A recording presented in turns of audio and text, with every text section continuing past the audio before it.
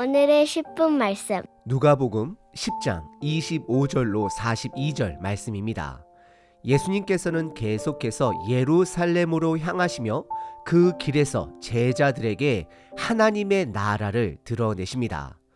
누가복음 10장 시작 부분에 보면 예수님은 12명의 사도뿐만 아니라 70명의 제자들을 세우셔서 둘씩 짝을 지어 복음을 전하게 하셨습니다. 그리고 그들이 복음을 전하는 과정 속에서 하나님의 나라가 실제로 드러나는 것을 경험하게 하셨습니다. 제자들은 그 기쁨을 감추지 못했고 예수님 역시 하나님 아버지의 뜻이 이루어지는 것을 기뻐하셨습니다. 오늘 본문에서는 두 가지 중요한 사건이 등장합니다.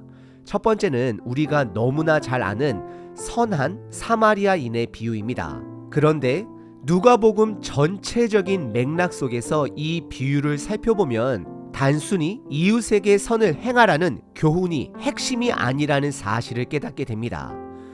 결론부터 말씀드리면 선한 사마리아인의 비유는 사실 나쁜 소식을 드러내는 이야기입니다. 이 비유는 25절에 등장하는 율법 교사의 질문에서 시작됩니다. 이것이 이 이야기의 출발점이며 핵심입니다. 율법 교사는 예수님을 시험하려는 의도로 아주 삶의 중요한 질문을 던집니다. 내가 무엇을 해야 영생을 얻을 수 있습니까? 라고 묻습니다. 많은 사람들은 이 비유의 핵심이 당신의 이웃은 누구입니까? 라고 생각하지만 사실 핵심은 영생에 대한 문제입니다. 율법 교사는 단순한 궁금증이 아니라 예수님과 논쟁하기 위해 질문을 던졌습니다. 실제로 그는 영생에 관심이 있었던 자가 아니라 자신의 지식과 논리를 가지고 예수님을 시험하고 싶었던 것입니다. 마치 신을 믿지 않으면서도 신학을 연구하는 일부 신학자들이 흥미로운 주제로 토론하는 것과 비슷합니다. 논쟁 자체가 목적이지 진리를 찾으려는 것이 아닙니다. 하지만 예수님은 그런 율법 교사의 마음을 간파하시고 그의 죽어있는 영적 상태를 드러내십니다. 그래서 이 비유는 그에게 나쁜 소식이 됩니다. 율법 교사는 겉으로 영생을 얻기 위해 무엇을 해야 하는지 묻지만 사실 그는 이미 영적으로 죽은 자였습니다.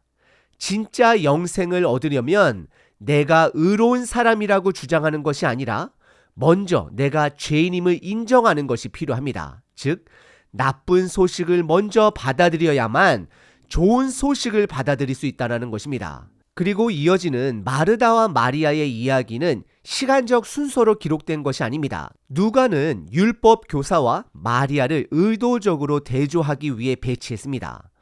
율법 교사는 논쟁을 통해 스스로 지혜롭다 여겼습니다. 하지만 마리아는 예수님의 발 앞에 앉아 말씀을 듣기로 선택했습니다. 여기서 핵심은 드러난 하나님의 나라에 대한 반응입니다.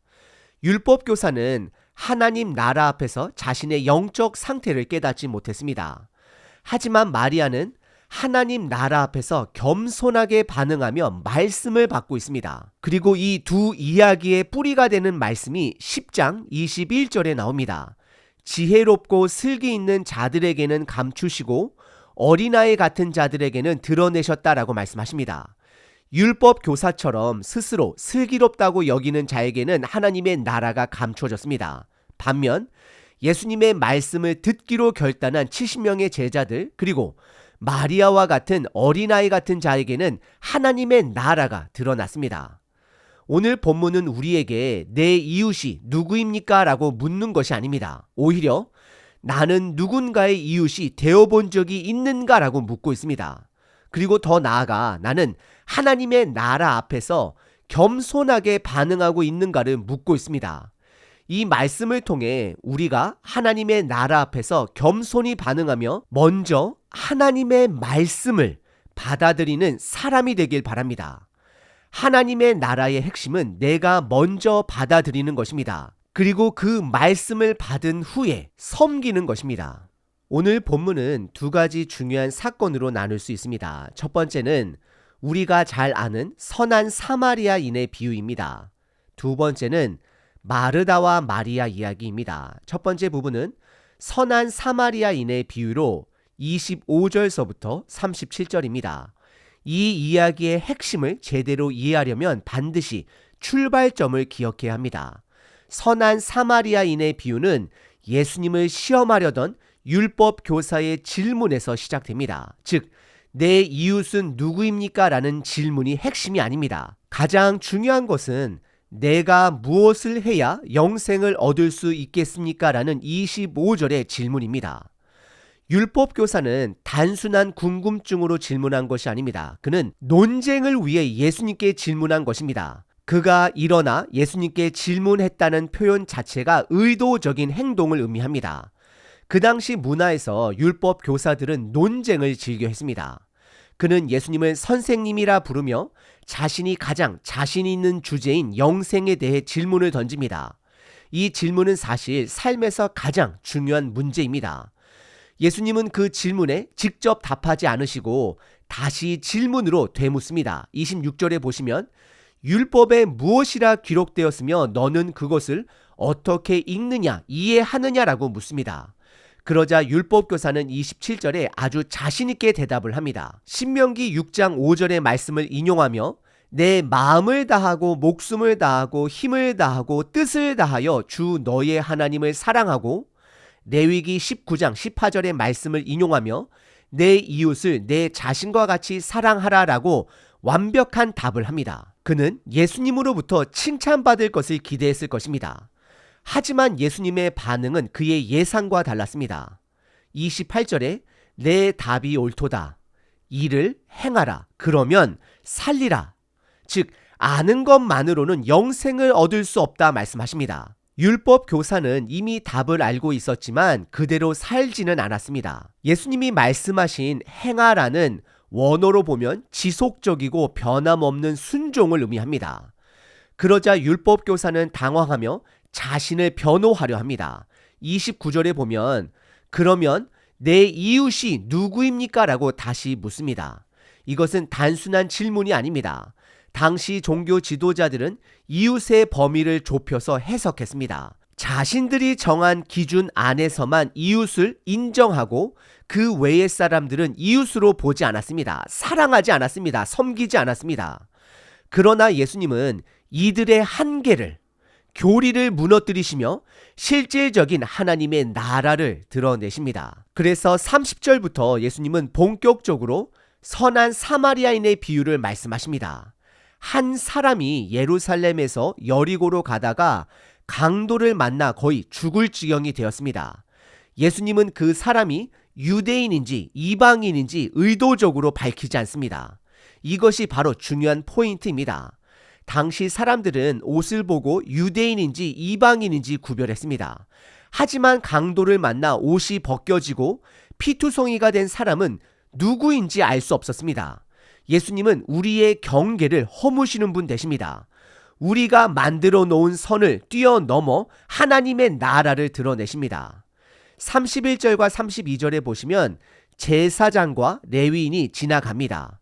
그들은 예루살렘 성전에서 제사 일을 마치고 집으로 돌아가는 길이었습니다. 하지만 강도 만난 사람을 보고 그냥 지나갑니다. 율법교사는 나름대로 핑계를 댈 수도 있었을 것입니다. 혹시 죽은 사람을 만지면 부정해지기 때문입니다.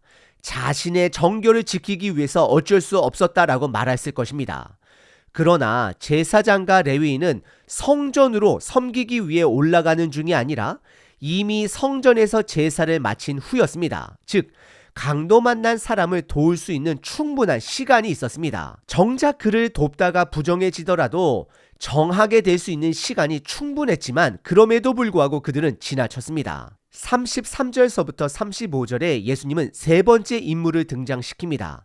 아마도 율법 교사와 그 당시 사람들은 일반 이스라엘 사람을 기대했을 것입니다. 하지만 예수님께서는 유대인들이 가장 혐오하던 사마리아인을 등장시킵니다. 시작부터 그들을 당황하게 했을 것입니다. 그는 강도 만난 자를 불쌍히 여기고 직접 돌봅니다. 절대 저렴하지 않은 기름과 포도주를 붓고 상처를 치료해 줍니다. 자기 짐승에 태워 주막으로 데리고 갑니다. 더 나아가 주막 주인에게 돈을 주고 추가 비용까지 지불하겠다고 약속을 하며 그를 돌봐줄 것을 요청합니다. 이것은 넘치는 사랑과 희생적인 돌봄입니다. 예수님은 마지막으로 율법 교사에게 36절에 묻습니다. 이 세 사람 중에 누가 강도 만난 자의 이웃이 되겠느냐? 율법 교사는 차마 사마리아인이라고 말하지 못합니다. 그 대신 37절에 자비를 베푼 자다라고 대답합니다. 그러자 예수님은 말씀하십니다.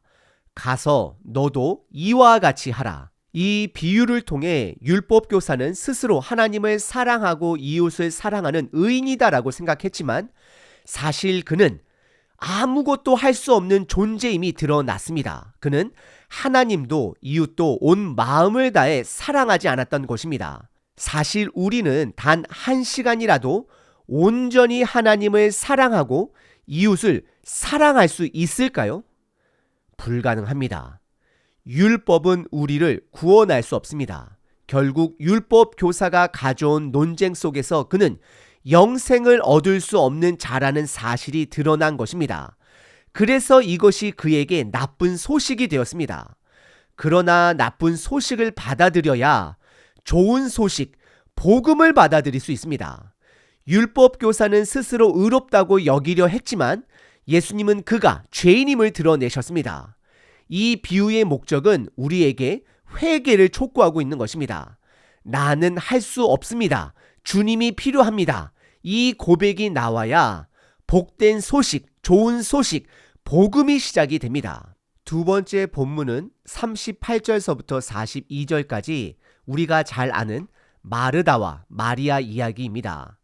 요한복음 11장을 보면 마르다와 마리아는 예루살렘 근처 베다니에 살고 있었습니다. 그런데 지금 예수님은 여전히 예루살렘으로 가시는 길에 계십니다. 이 장면을 단순히 시간 순서로 이해하면 안 됩니다. 저자 누가는 의도적으로 율법 교사의 이야기 다음에 이 사건을 배치했습니다. 그 이유는 무엇일까요? 율법 교사와 마리아는 대조가 됩니다. 율법 교사는 예수님을 시험하려 했습니다. 하지만 마르다와 마리아는 예수님을 진심으로 맞이했습니다. 그리고 가장 핵심은 말씀을 통해 드러난 하나님의 나라를 먼저 받아들이는 것이 중요합니다. 이제 본문을 자세히 살펴보겠습니다. 38절에 예수님께서 한 마을에 들어가셨습니다. 그리고 마르다가 예수님을 집으로 초대합니다. 우리는 여기서 중요한 점을 봐야 합니다. 율법 교사는 예수님을 논쟁하기 위해 만났습니다. 하지만 마르다는 예수님을 대접하기 위해 집으로 초대한 것입니다. 그리고 39절에 누가는 여기서 마리아를 강조하며 등장시킵니다. 마리아는 주의 발 앞에 앉아 그 말씀을 듣고 있었다. 이 장면을 이해하려면 당시 유대 사회의 문화를 알아야 합니다. 유대 사회에서 여성이 율법을 배우는 것이 금지된 것은 아니었지만 공개적으로 말씀교사 앞에서 앉아 말씀을 듣는 것은 매우 드문 일이었습니다. 예를 들어 지금 현대 시대는 아니지만 우리나라 전통 유대 사회에서 남녀 7세 부동석이라는 말이 있었습니다. 비슷한 분위기 속에서 예수님은 당시 문화적 장벽을 허물고 하나님의 나라를 드러내신 것입니다. 그래서 사람들이 예수님의 가르침에 예수님 자체에 매료되기도 하고 어떤 사람은 예수님을 반발하기도 했던 것입니다. 새 포도주는 헌 가죽 부대에 담을 수 없습니다. 예수님은 사람들이 기대하는 틀을 깨고 전통을 깨시고 새로운 하나님의 나라의 장면들을 보여주고 계십니다. 그래서 마리아가 예수님 발 앞에 앉아 말씀을 받을 수 있었던 것이었습니다. 그런데 40절에 마르다의 불평이 시작됩니다. 언니 마르다는 예수님을 맞이하느라 정신이 없었습니다. 많은 음식을 준비하고 손님을 대접하는 일에 집중했습니다. 그러다 보니 마음이 바빠졌고 짜증이 나기 시작했습니다. 그런데 그 짜증은 단순히 동생 때문만이 아니었습니다. 그녀는 예수님께도 불만을 품고 있었습니다. 그녀는 아마도 이렇게 생각했을 것입니다. 예수님은 내가 얼마나 바쁜지 모르시나? 왜 동생은 가만히 있고 나만 이렇게 바쁜 거지? 예수님이 동생에게 도우라고 말씀하시면 되잖아. 그러면서 결국 예수님께 40절에 다음과 같이 말합니다. 주여, 내 동생이 나 혼자 일하게 두는 것을 생각하지 않으십니까? 그에게 나를 도우라고 말씀해 주세요. 여기서 중요한 점이 있습니다. 마르다는 예수님의 가르침을 반대하고 있는 것이 아닙니다. 그녀는 단순히 자신이 처한 상황이 자기가 더 중요하다라고 생각했던 것입니다. 예수님이 전하시는 하나님의 말씀보다 자신이 해야 할 섬김의 일이 더 시급하다라고 여겼던 것입니다.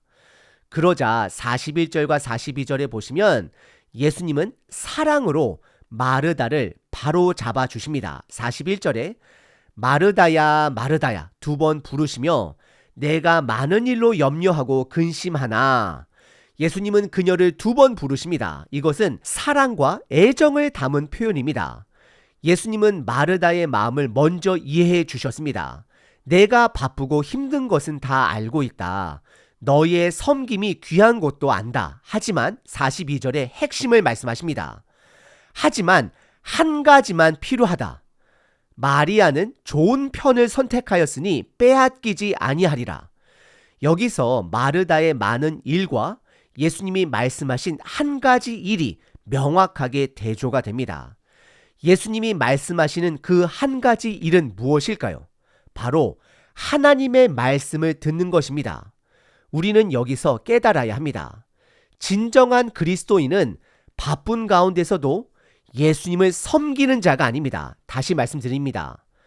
진정한 그리스도인은 바쁜 가운데서도 예수님을 섬기는 자가 아닙니다. 진정한 그리스도인은 예수님의 말씀을 먼저 듣는 자입니다. 예수님이 원하시는 것은 우리가 예수님을 섬기는 것을 원하는 것이 아니라 예수님께서 주시고자 하는 것을 받는 것을 원하십니다.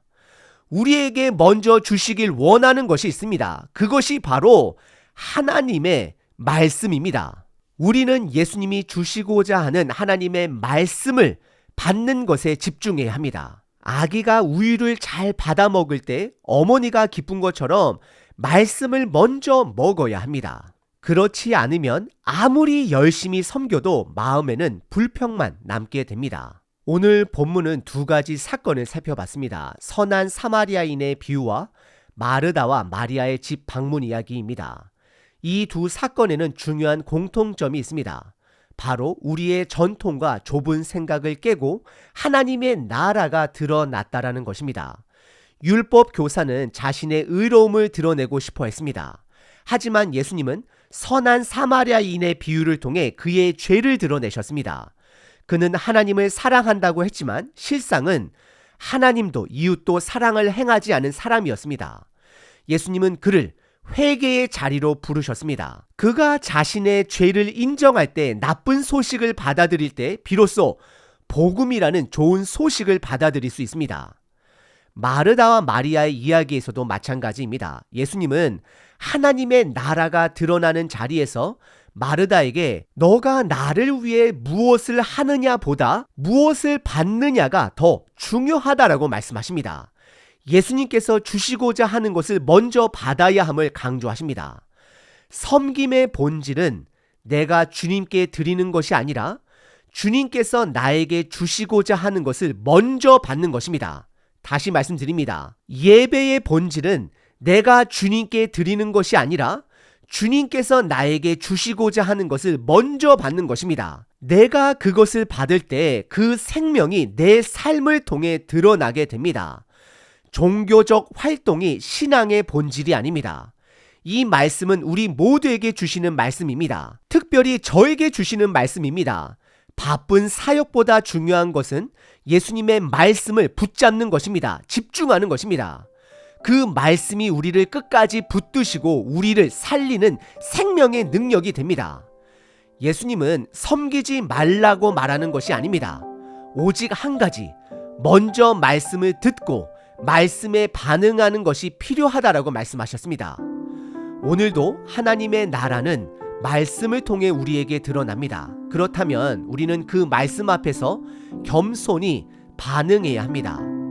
이제 여러분들께 질문 하나를 던져봅니다. 나는 정말 하나님의 말씀을 먼저 붙들고 있으십니까? 내가 섬기는 것이 먼저인가? 아니면 말씀을 받는 것이 먼저인가? 오늘도 드러난 하나님의 나라 앞에 겸손히 반응하는 저와 여러분 되시길 바랍니다.